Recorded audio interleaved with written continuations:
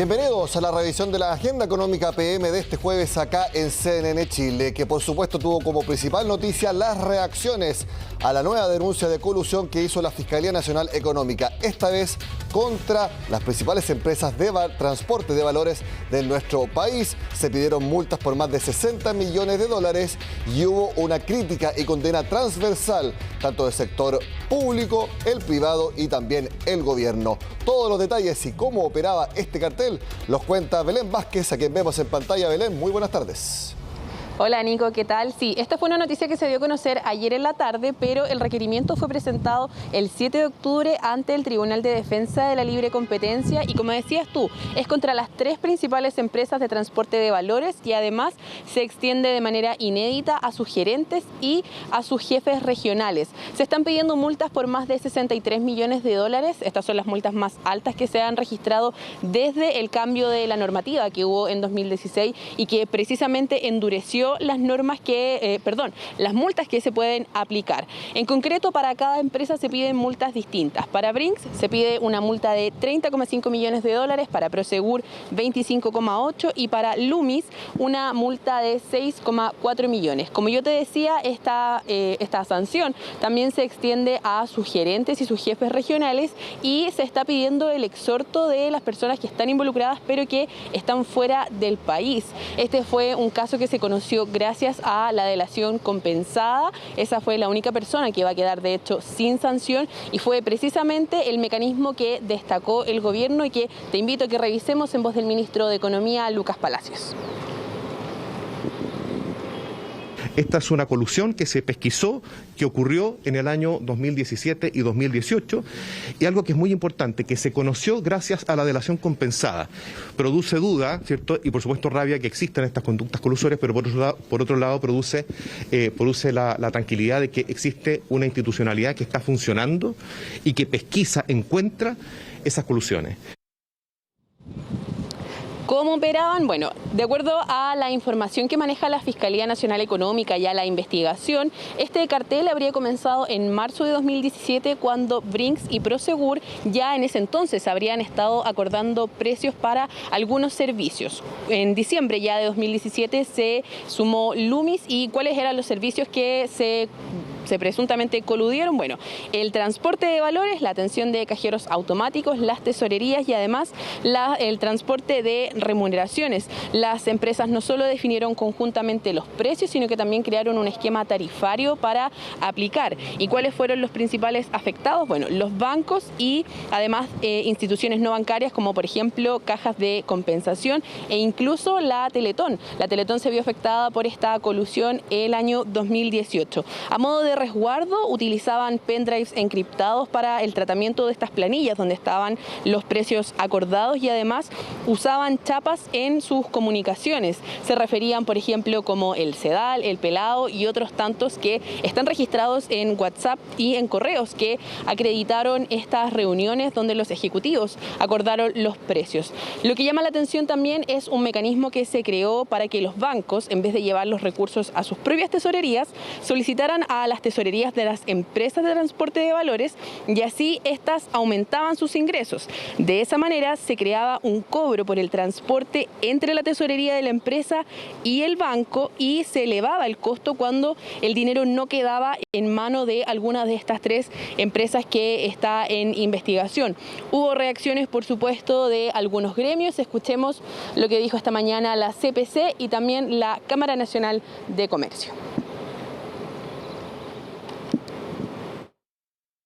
La condeno de verdad en forma categórica. Esto es un acto de corrupción, es un acto de abuso, es un acto totalmente reprochable que yo pensé que en Chile había quedado radicado después de haber sufrido aquellas colusiones anteriores. Y creo que también es muy importante que esto tenga las más altas multas y las penas más fuertes. Independiente que sean empresas extranjeras que están involucradas y ejecutivos extranjeros, pero esto no puede ser aceptado ni tolerado. Condenamos tajantemente, como siempre lo hemos hecho, los actos que afecten la libertad de los mercados y el bienestar de los consumidores. Este tipo de situaciones nos violentan y nos dañan como sector. Esperamos como gremio que esta situación sea aislada y que las instituciones sancionen de la manera más severa a quienes han puesto en juego la libre competencia y el bienestar de las personas. Durante la tarde también fuimos conociendo más reacciones y una de ellas provino de la Asociación de Bancos e Instituciones Financieras, que es precisamente uno de los gremios que se vio más afectado en esta posible colusión. Su presidente, José Manuel Mena, señaló que condenan este hecho y que además esperan que todas las instituciones actúen de manera correcta y que la investigación pueda derivar, ¿cierto?, en un buen puerto. Sin embargo, Santander anunció que de comprobarse que hubo colusión, ellos van a emprender acciones legales. En su comunicado, además, en paralelo, las empresas, 2 de las 3 empresas que están cuestionadas en este momento también emitieron comunicados. Por ejemplo, Brinks aseguró que está a total disposición de la autoridad y que esperan que esta situación se aclare lo más pronto posible, mientras que Prosegur sostuvo que ha colaborado con la investigación y que además continúan profundizando en políticas y protocolos de cumplimiento de la libre competencia. Uno de los antecedentes que también se manejó durante esta tarde es que, al parecer, según lo que se maneja, sería Marcela Ferrada, exdirectora comercial de Brinks, quien habría iniciado este proceso de delación compensada y que es precisamente, como yo les contaba al principio de este despacho, la única persona que no tendría sanción. ¿Cómo funciona la delación compensada? ¿Cuáles son sus beneficios? ¿Y por qué se implementó? Es lo que explicó hace algunos momentos la profesora María Elina Cruz, experta en libre competencia. Es muy difícil desequilibrar una colusión sin que alguien se delate, ¿ya? Las colusiones tradicionalmente duran 10, 20 años y la forma de que tuvo el derecho internacional, básicamente, a través de la teoría de juegos, de desequilibrar este acuerdo que hay entre 2 o 3 personas, equipos que están actuando de una forma coludida, es introducir este elemento de desconfianza, que es la delación compensada. Y eso significa que el que se acusa primero se queda sin pena, pero entonces genera una desconfianza entre competidores. Y ahí entonces cuando entra a jugar la delación compensada como el único mecanismo realmente que se ha demostrado eficiente para desmantelar las colusiones. A este proceso aún le queda un largo tramo porque el requerimiento fue ingresado el 7 de octubre al Tribunal de Defensa de la Libre Competencia y este todavía debe acreditar si efectivamente hubo colusión y luego este proceso pasa ya al Ministerio Público para comenzar con las acciones penales y judiciales que correspondan. Reiteramos las cifras, 63 millones de dólares en multa contra las 3 empresas principales de transporte de valores y además de forma inédita sus gerentes y jefes regionales, Nico. Exactamente, Belén, y otra cosa muy importante, si ahora la Fiscalía decide presentar una querella y se demuestra la culpabilidad de las personas involucradas, podrían ir a la cárcel, esto ya que se introdujeron cambios precisamente a la ley para resguardar la libre competencia. Belén, muchas gracias por el completo reporte, que esté muy bien. Nos vemos. ¿Les parece que veamos un resumen de las principales multas que ha pedido la Fiscalía Nacional Económica en casos de colusión? Y lo mostramos con las distintas fechas en que se produjeron las colusiones, no en el momento en que lo denunció la Fiscalía Nacional Económica. La colusión más larga de todas es la conocida del papel tissue, más conocida como colusión del confort, CMPC y SCA, donde se pidió una multa por un total de más de 30 millones de dólares. Y en 2020 se revocó el beneficio de la delación compensada a CMPC. Entre 2000 y 2011 se produjo esa colusión que, recordemos, fue posterior a esos años denunciada por la Fiscalía. En 2006 fue una colusión algo más pequeña, pero que también fue una de las primeras que conocimos, la guerra del plasma entre Falabella y París. Multa total por 8 millones de dólares. Seguimos a la primera gran colusión que conocimos, en verdad, de las más famosas y que por supuesto produjo un antes y un después en la libre competencia en nuestro país. La famosa colusión de las farmacias, Salcobrand, Cruz Verde y Ahumada, actualmente FASA. Aquí fue Ahumada la que pagó $1 millón por delación compensada. Se denunció, acusó esta colusión y por lo tanto simplemente llegó a un acuerdo con la Fiscalía para pagar $1 millón y que el resto de la multa total por $40 millones, prácticamente en mitad, fuera para Salcobrand y Cruz Verde, $20 millones cada una. Posteriormente, entre 2008 y 2011, durante 3 años, estuvo la colusión de los pollos. Aquí estuvo Unimark, Cencosud y Walmart, y la multa total fue por 21 millones de dólares. Recordemos que por esta colusión de los pollos se ordenó que se disolviera el gremio que reunía a los productores de pollos. Y tenemos también otra colusión un poco menos conocida debido a que no afecta a consumidores directamente, que es colusión en transporte marítimo, específicamente en el transporte de autos, donde hubo 5 navieras sancionadas y por multas totales de 30 millones de dólares, y esta operó entre 2010 y 2013. Hay otras colusiones que se han denunciado, un poco menos conocidas, pero aquí les quisimos resumir a las más importantes y que, como les decía, marcaron un antes y un después en la libre competencia en nuestro país.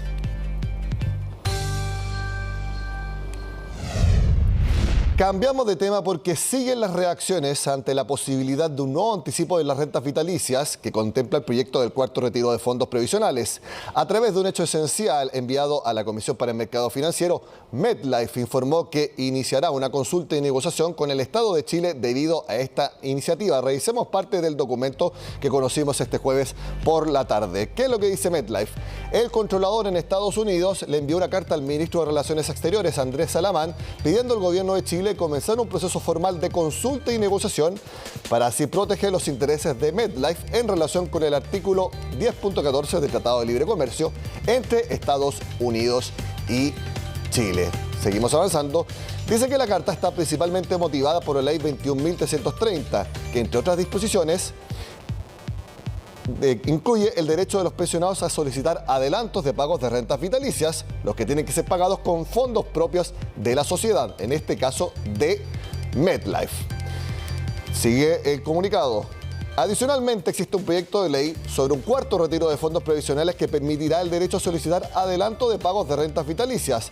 Según MetLife, la aprobación causaría un grave daño a MetLife, a la industria y al sistema de pensiones en general. Continúa diciendo que ambas leyes importan una violación a las obligaciones de Chile bajo el tratado, incluyendo su obligación de no expropiar directa o indirectamente las inversiones cubiertas bajo el mismo. Aquí MetLife está diciendo que un anticipo en las rentas vitalicias es una expropiación directa o indirecta. Finalmente, termina diciendo MetLife que hizo expresa reserva de su derecho de someter la disputa a un arbitraje internacional bajo los términos del Tratado de Libre Comercio, siempre que las consultas no resulten en una solución adecuada para proteger a sus clientes, trabajadores y también los accionistas. Ya son varias las aseguradoras internacionales que iniciaron consultas con el Estado chileno. Esto eventualmente se aprueba. El anticipo en las rentas vitalicias, que está todavía con mucho camino por recorrer y que cada vez se ve más difícil que se logre esta aprobación. La palabra la tienen los senadores. Bueno, pasamos a otro tema, porque este miércoles, en una entrevista en La Red, Gabriel Boric se refirió al impuesto que buscan aplicar al 1% más rico del país. En dicha ocasión, se le contrapreguntó sobre cuánto ganaba ese porcentaje, el 1%, a lo que el candidato de Apruebo Dignidad respondió de manera insegura que 1.000 UF.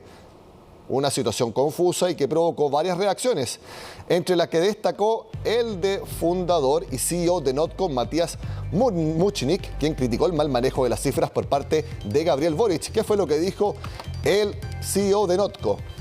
Si Boric fuera un emprendedor haciendo un pitch de su idea a inversionistas, es decir, la instancia en que un emprendedor le explica a los posibles inversionistas de qué se trata su emprendimiento para que así le entreguen inversiones, según Matías Muchnik, Boric no levantaría ni un peso, ni siquiera a inversionistas muy sofisticados. ¿Por qué dice esto?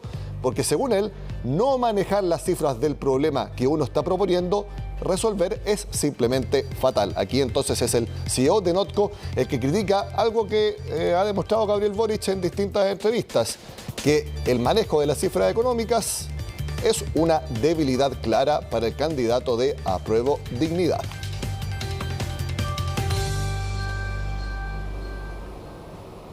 Hacemos la pausa y ya volvemos con más Agenda Económica.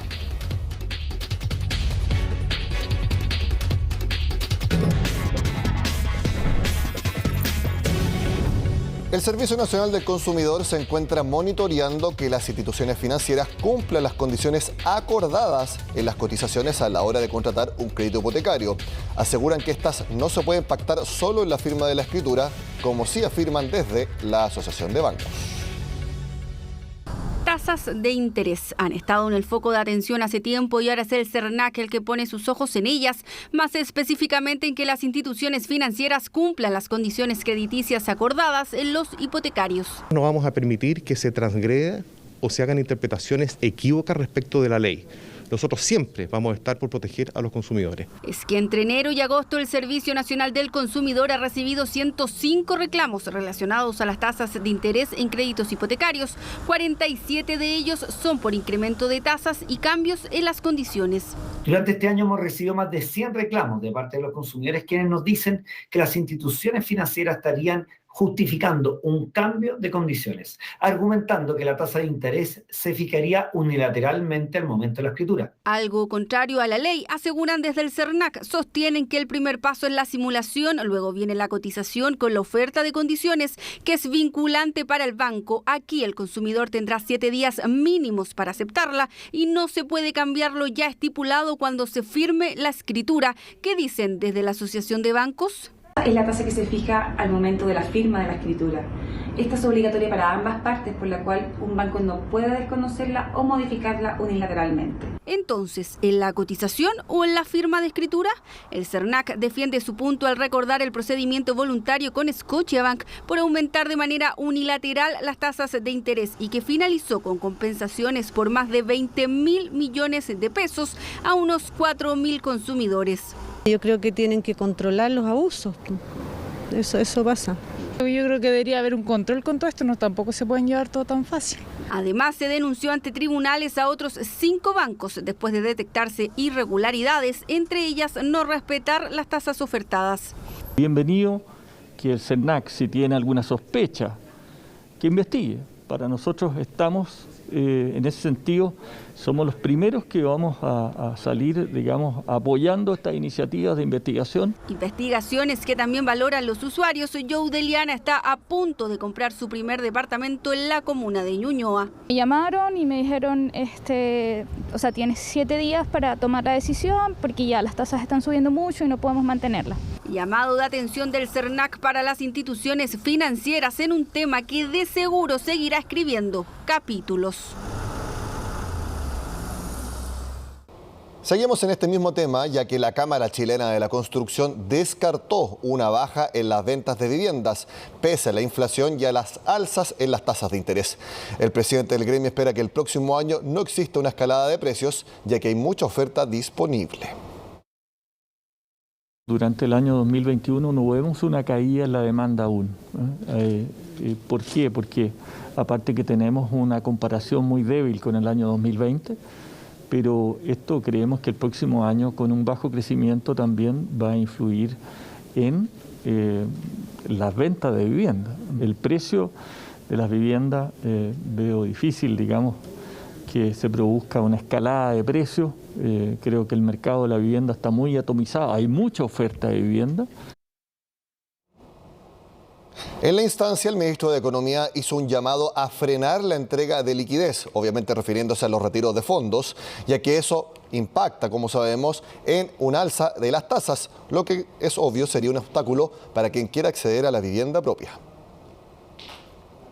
Lo que hemos visto en este país es una recuperación económica muy fuerte, de un 11%. Según el Fondo Monetario Internacional, este es el crecimiento más grande de toda América y el segundo en la OCDE. Y eso lo hicimos, por supuesto, inyectando liquidez a las familias a través de los IFE, también a través de los retiros. Las personas tuvieron más acceso a financiar, a comprar y acceder a ciertos productos. Suficiente. No podemos seguir inyectando porque si no vamos a desestabilizar la economía y eso va a significar directamente más inflación, más alza de precios y más pobreza y, por supuesto, alza de tasas de crédito que son los necesarios para comprar una vivienda.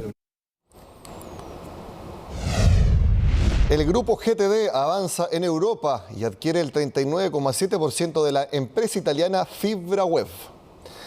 La compañía de telecomunicaciones desembolsará un monto cercano a 9 millones de euros a través de su filial en España.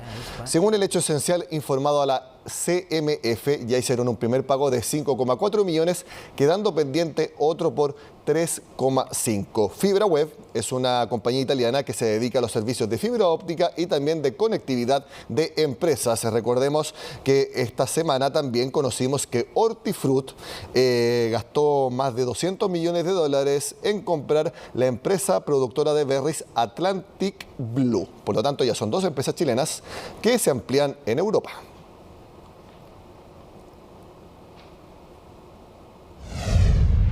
También, como lo vimos este miércoles, la Subtel autorizó las operaciones de la compañía de internet satelital de Elon Musk, Starlink. En conversación con Agenda Económica AM este jueves, la ministra de Transportes y Telecomunicaciones aseguró que estos servicios van a permitir mejorar la conectividad de diversas localidades pequeñas en nuestro país. Comunidades pequeñas, juntas de vecinos. Tenemos también una experimental en Caleta Sierra, en Coquimbo, que es una caleta de pescadores, pero también hay, por ejemplo, un lodge que esté en una zona aislada, o emprendimientos turísticos de agroturismo. No hemos calculado la cantidad de personas que podrían verse beneficiadas, pero ese es el perfil que tendría este beneficio, y por supuesto las escuelas rurales, todos los centros más alejados.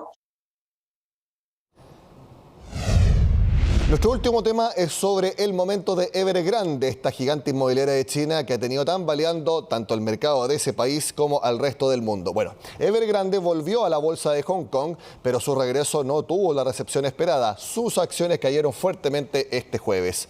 Luego de casi 3 semanas de suspensión en sus operaciones bursátiles por la enorme crisis por la que atraviesa, los títulos del gigante inmobiliario chino cayeron poco más de 10%. Este miércoles, Evergrande había anunciado la posible venta del 50,1% de una de sus filiales por 2.577 millones de dólares. El comprador iba a ser otra filial de la empresa Hobson Development, una firma del mismo rubro pero de Hong Kong, aunque finalmente la transacción no se concretó tras un cruce de acusaciones que hubo por presuntos cambios en la forma de pago. Bueno, esta semana se cumple el plazo de 30 días de prórroga del pago de un bono por 84 millones de dólares que venció el 23 de septiembre. En el caso de que Evergrande no cumpla, incurrirá oficialmente en un impago o, como se conoce más, en un default. De esta manera terminamos la agenda económica de este jueves. Sigan con nosotros acá en CNN Chile.